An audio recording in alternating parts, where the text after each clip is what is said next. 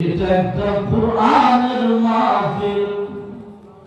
এই মাহফিলের মধ্যে যারা কোরআনের আওয়াজ শুনতেছে, যারা কোরআন তেলাওয়াত শুনবে, প্রতিটা হরফে আল্লাহ তাআলা 10টা করে নেকি দিয়ে দিবে।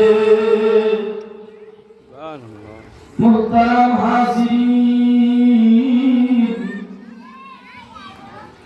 আল্লাহর কালাম পড়লে লাভ আছে নিরালা।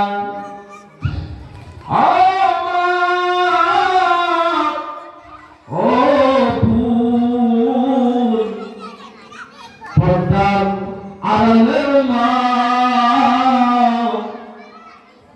লক্ষ্য করে শুনে রাখলেন আল্লাহ বলেন, وَإِذَا قُرِئَ الْقُرْآنُ